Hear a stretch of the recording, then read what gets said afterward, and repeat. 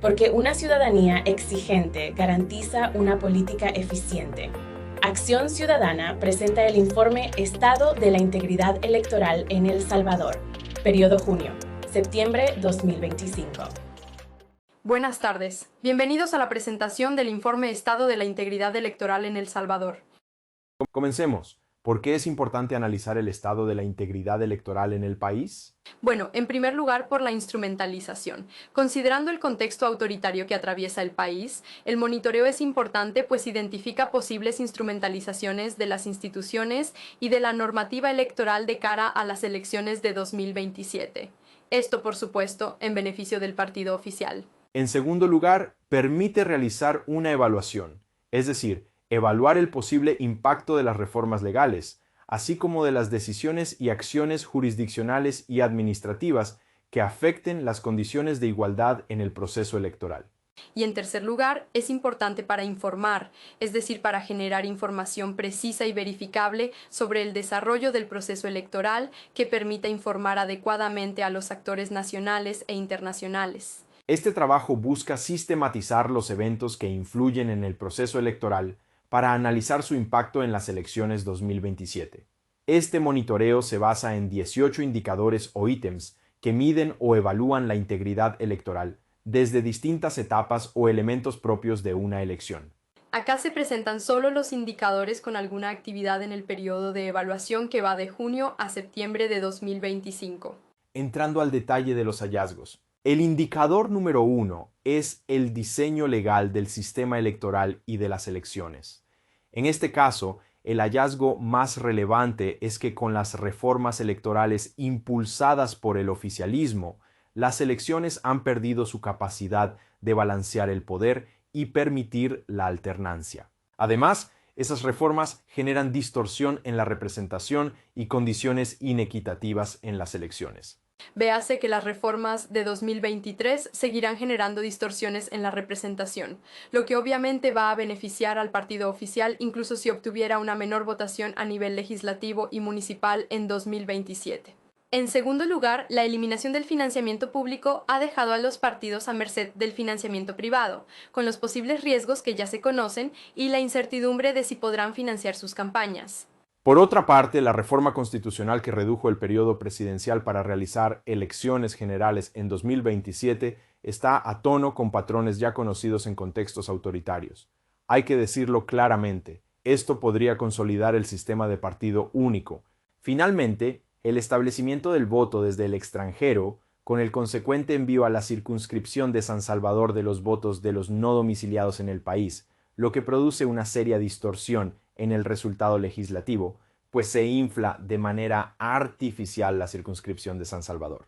El indicador número 2 se refiere al diseño institucional de los organismos electorales. Aquí, el hallazgo que se destaca es la duda razonable sobre la independencia e imparcialidad de la autoridad electoral en la organización de las próximas elecciones. ¿Por qué? Bueno, porque la presidenta del Tribunal Supremo Electoral fue precandidata por el partido Nuevas Ideas y es funcionaria de confianza del oficialismo. Además, informes noticiosos revelan la contratación para cargos importantes en el Tribunal Electoral de personas de confianza que trabajaron tanto en el Instituto de Acceso a la Información Pública como de la Corte de Cuenta a las órdenes de la presidenta del TSE. Por ende, se genera la duda. En segundo lugar, la negativa del tribunal a recibir a la Junta de Vigilancia Electoral ha puesto en tela de juicio el interés de ser transparentes ante la entidad que por Constitución tiene el derecho a fiscalizar a la autoridad electoral. Esto nos parece también un punto a señalar en este indicador. El indicador número 3 habla del presupuesto electoral. Acá se ha destacado que las reformas constitucionales, que entre otras cosas adelantaron las elecciones presidenciales para 2027, impactan en la planificación de la autoridad electoral y en el financiamiento de las elecciones.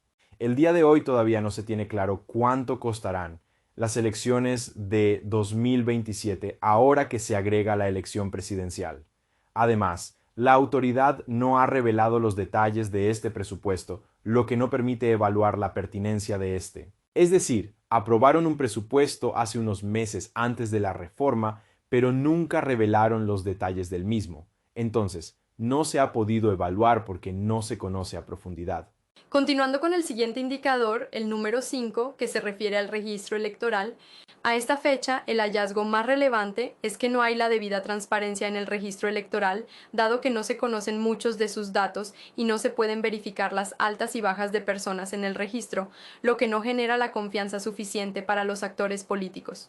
¿Por qué decimos esto? Porque informes periodísticos dan cuenta que información sobre las cargas y descargas al registro electoral de los últimos meses le fue negado a algunos medios de comunicación. Hablamos de información que es pública y lo ha sido desde que se utiliza la base del RNPN para conformar el registro electoral. Además, que se permita el voto en el exterior con documento único de identidad vencido disminuye la certeza sobre si realmente votan solo los habilitados para ello. Esta fue una decisión que se tomó para las elecciones de 2024 y continúa vigente y probablemente se repita en 2027. Prosiguiendo con el indicador número 6 que se refiere a los partidos políticos y candidaturas. En este caso, el hallazgo a destacar es el acoso y persecución a representantes de partidos políticos. ¿Por qué? Porque esto conlleva una afectación al derecho a organizar y ser parte de un partido, además de constituirse en un problema de seguridad electoral. El caso puntual del que estamos hablando afectó a una integrante del partido Vamos. Con esto se dejó a este partido no solo sin su encargada de organización, pues ese es el cargo que esta persona ostentaba, sino que sin un representante con experiencia ante la Junta de Vigilancia, lo que afecta a la fiscalización del proceso electoral. En el indicador número 7 tenemos el financiamiento de las campañas electorales. El hallazgo relevante es que muchos partidos no informan sobre sus donantes y los montos de dinero que reciben, lo que posibilita el ingreso de dinero prohibido y dinero ilegal para financiar campañas. Y en algunos casos incluso el uso de dinero público o de los bienes del Estado. Esas son las consecuencias aparejadas cuando no se informa el origen del dinero de los partidos políticos. Por otro lado, la eliminación de la deuda política deja en desventaja a los partidos de oposición al no contar con financiamiento estatal, ya que el financiamiento de fuente privada les ha escaseado. A eso se suma que no hay control sobre el financiamiento privado de los partidos. El indicador número 9 se refiere a la información pública y educación de los electores. Acá hay dos hallazgos a reseñar que muestran opacidad en la máxima autoridad electoral. En primer lugar, la falta de información actualizada en el portal de transparencia del Tribunal Supremo Electoral, impidiendo el acceso de la población a datos importantes sobre la organización de las elecciones.